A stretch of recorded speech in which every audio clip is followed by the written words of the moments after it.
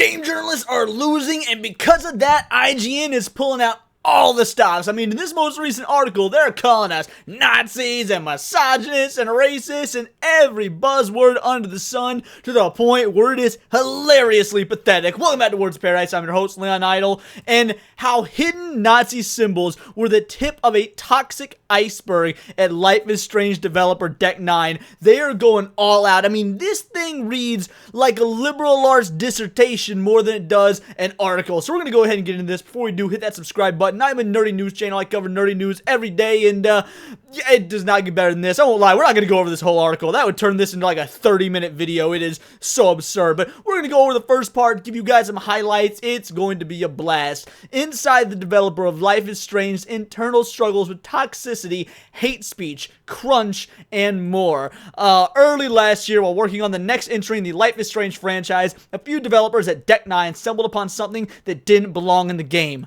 Nazi symbols, because for those of you that have never played, I mean, Life is Strange is just known for all of their Nazi symbolism. Now, I'm gonna be real. I actually really enjoyed the first Life is Strange game when it came out. However, it was also one of my first experiences with a character that was objectively the modern day version of the toxic female. You know, the overrated female character that they want so bad for you to believe is the good guy, is the hero, is somebody that we should sympathize with, but has all just the worst negative toxic traits of any woman out there, and frankly of a lot of men as well. But they want to praise her as the hero because trauma. That was Life is Strange. But aside from that one just grating character that everybody agrees is awful, the game itself wasn't a bad game, it was fun, I enjoyed it, so let's see what they got to say. Initially, developers noticed a reference to the number 88 and flagged the issue to their bosses, assuming it was an innocent mistake. Yes, because the number 88 is apparently Nazi symbolism. Like, of all the infinite numbers, 88 just, it's a bad number. It's a number that you guys cannot use nowadays in good conscience because it has such connotation to Nazi Germany, despite the fact that it's just a number. But in the ensuing weeks, others found more problematic signs and in-universe labels, such as references to a racist meme. Oh, the number 18. So it's not just 88. Yeah, the number 18 is also racist. Like, at this point, we can't even take esoteric ideas like numbers, like chronology, without finding some way to find it racist. I heard recently just using the term 100%, the ADL claims is racist because it means 100% right. They are grasping at every single straw. That's how you know IGN, games journalism in general, gamergate 2.0, they're losing it. Things are going our way because they are losing the narrative. They are losing their grasp on the acceptance of individuals in the mainstream so fast, so hard. They are looking for every opportunity to just demonize this. They are going for broke. This is a Hail Mary. The Hagal rune. As the number of possible hate symbols mounted, staff grew increasingly concerned that someone was putting these items in their game deliberately as a dog whistle to white supremacists. Because if y'all ever go to those KKK rallies, you visit your family, you go to them Klan meetings, and it's all about Life is Strange. You go there and you talk to your white brothers and sisters and you just ask them, yo, you played the most recent Life is Strange game? Dude, that's all these whiteies can talk about. Nazi imagery would be inappropriate in most games, but in a Life is Strange title, the dissonance was especially frightening. Since its inception, the series has been lauded for the thoughtful portrayals of marginalized individuals. No, it hasn't. Like, I mean, yeah, it's like that now. People look back on it now and apply those lenses. But when the game came out, most people were like, oh, look, a new Square Enix game, or at least, you know, something that's tangentially related to Square Enix, but it's not an RPG. Let's check it out. And it was this little interesting, cool, time travel-esque game that was very narrative-driven and not like what Square Enix usually does. So, yeah, the whole thoughtful portrayals of marginalized individuals, I highly doubt that was what they set out to do. That just, like we asked for, and you know, we always say we want games that are going to include any sort of diversity. Just do it naturally. And Life is Strange, at least the very first one, did feel very natural. Again, minus that one insufferable girl boss character, but we'll get to that later.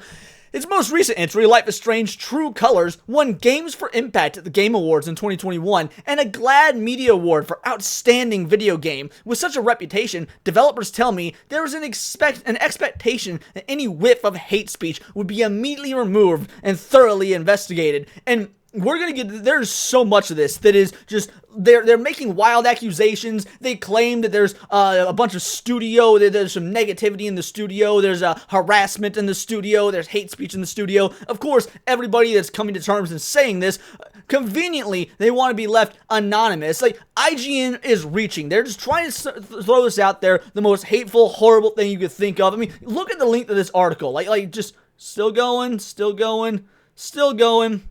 Still going. Still going. Still going. Oh my goodness. Oh my. And I'm pretty sure I did read the whole thing. And even then I was like, yep, still. Oh, I'm having trouble scrolling. Hold on. Still going.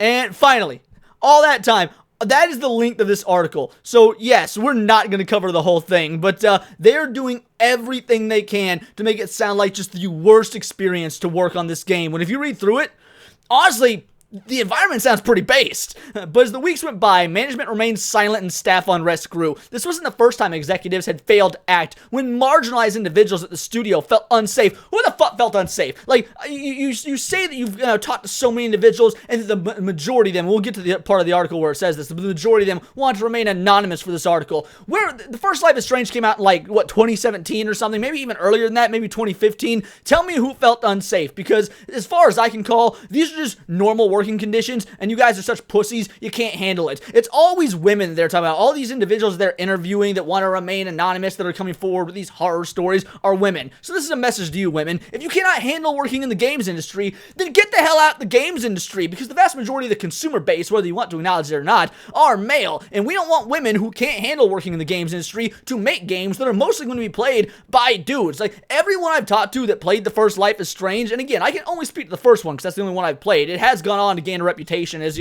something that the marginalized community loves, although you can't sustain a business on the marginalized community, so let's be real, they're a very small portion of the pie. You're not going to get a whole lot of revenue just catering to them, but that's neither here nor there. According to over a dozen current and former employees across several departments, most of whom spoke to me on a condition of anonymity for fear of reprisal, there it is. I want to see some receipts, because everything that you're talking about in this article, or at least the vast majority of it, we just gotta take their word for it. There's no receipt. And let me tell you, there's some pretty heinous accusations in this article, but of course they come to you with anonymity for fear of reprisal. Well, hold on.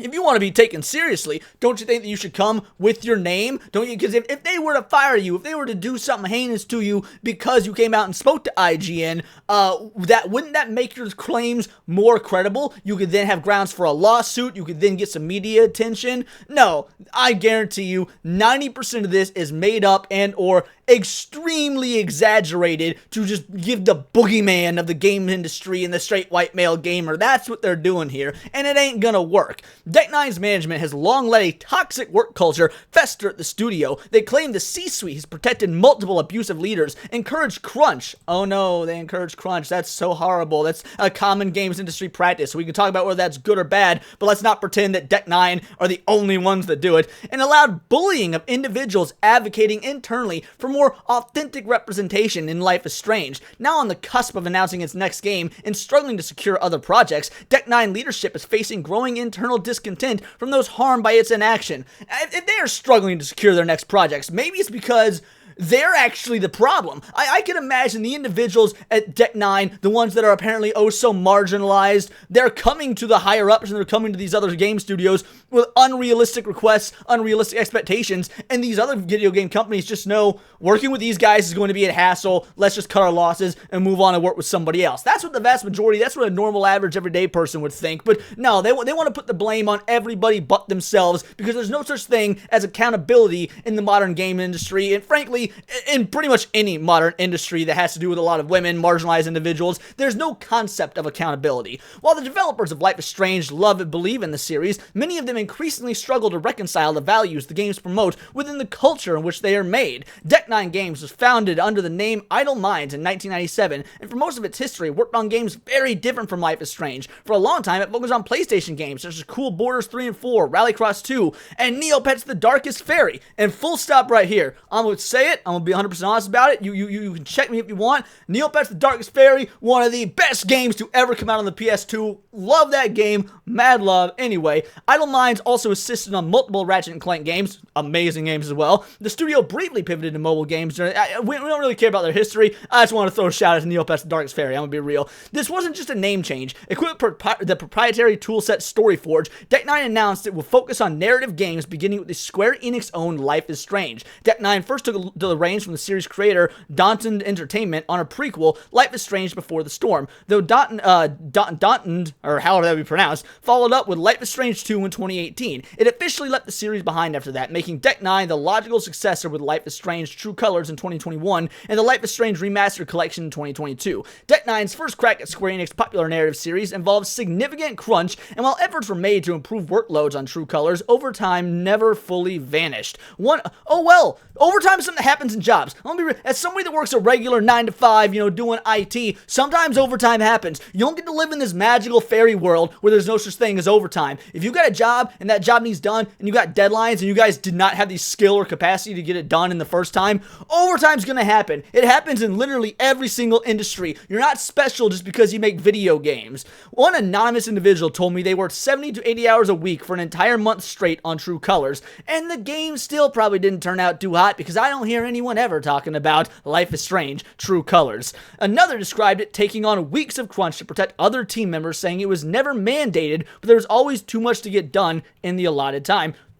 So the overtime apparently wasn't even mandated. Much of the crunch, developers say, was the direct result of the relationship between Deck 9 and Square Enix. Several people told me it felt as though Square Enix had sold Life is Strange to the lowest bidder, which is, again, a very common practice. If you've got yourself a painting business and some, company comes up to you and says, hey, we need all of our businesses in the tri-state area because we've got several locations, repainted, they're going to go with the person that bids the lowest because that's what saves them the most money. Again, they're throwing shade here about a completely common and normal industry practice on any industry that outsources work. And that was frequently reflected in production schedules with tight deadlines and small budgets. Multiple people were aware of producers being forced by their bosses in Square Enix to rework production schedules so it looked like every milestone fit within a very limited development time frame, despite their arguments that it was impossible. Well, it must not have been impossible because the games came out on time. One called Square Enix, and specifically Square Enix London, who Deck 9 worked with directly, bullies. Yes, they wanted to call in, look, I got no love for Square Enix. They've done a whole lot of shady and shisty shit in the last few months and if not years,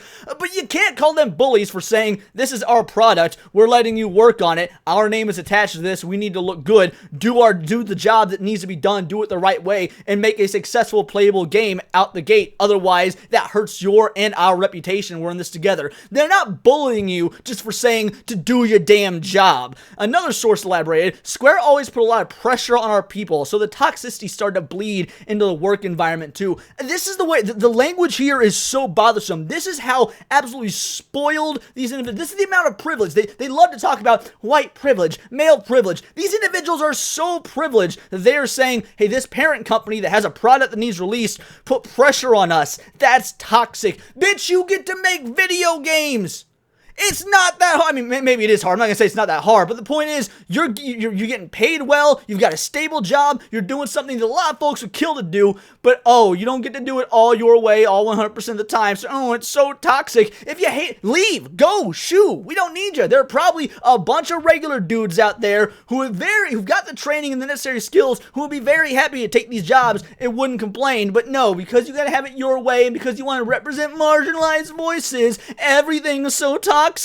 Others I spoke to expressed frustration at Square Enix for a different reason. It was far too hands-on with the script. They were upset that they didn't get to change the script to make it theirs. This is Square Enix's franchise. This is Square Enix's IP. You shouldn't get to change the script. It makes sense that the parent company would want to be hands-on with the script.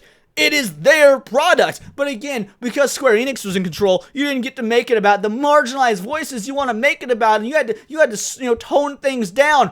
Then make your own game. Sure, Life is Strange is Square Enix's owned IP, but sources told me Square Enix seemed oddly reluctant or outright hostile to the diverse themes and ideas that Life is Strange fans love. For instance, multiple people recalled an incident during True Colors development where Square Enix told multiple developers it didn't want Life is Strange to be thought of as the gay game. What's wrong with that? I'm gonna be real, guys. Being gay it's not normal, therefore it's not the majority of the population. So if you've got a product and you want to sell it to the most people possible, you don't want to market it to a small minority. How did that work for the movie Bros? The movie that made like $5 million at the box office and was one of the biggest flops of the year it came out. It makes sense to me that Square Enix wouldn't want to market it as the gay game. This article just goes on and on with things like this. Nazi this, sexism that, the head writers were mean to me and the development team was mean to me, this, that, and the other. Again, all with little to no receipts. It's just a venting session designed to make the game industry and the men in the game industry look like utmost monsters, when that's legitimately not the case, never been the case. These dudes were hired to do a job. They didn't like the conditions that came with the job, and now they're going to call it racist, sexist, homophobic bigotry because that's the way they get their voices heard. And IGN is pushing this message because they know Gamergate 2 is going on, and if they can use this article as a Hail Mary to just demonize the culture of gaming, that's what they're going to do. These articles, these writers, they're not real writers. They don't know what they're doing. I mean, they know what they're doing very well. They're polarizing. They're not covering any sort of state of gaming. They're not covering the real industry. They're making absurd claims with no basis in reality, or again, very, very extravagant. Exaggerate is the word, sorry. Exaggerant changes to what's going on in reality because it fits their narrative, and that's all that matters to them. Obviously, you guys know that, but it's nice to see it in effect in such an in-your-face manner that they're not even trying to hide it anymore. Like, if they're going to go down, which IGN absolutely is going down, they want to bring the entire gaming industry with them. That's how little they actually care about the medium that you, the fans, you, the consumers, you, the people who actually buy the product, know and love. Those are just my opinions. Let me know yours in the comments down below, or let me know on X, where you can find me at Bolt the Word. And please do subscribe. I'm a nerdy news channel. I cover nerdy news every day. Not always about the Gamergate 2 situation, but man, there's still so much more news developing every day that sometimes you just gotta take it on the chin and cover it. But yes, by all means, check me out on Instagram at wordsofparadise_Leon and become a member for $4.99 a month. You can join the Discord, choose the articles I go over on a day-to-day basis, choose videos for me to react to in my live streams, and use Vital Idols, the discount code for merch. I'd love to see you rep some merch, but until next time, it's all here in the Nerdosphere. This has been Words of Paradise.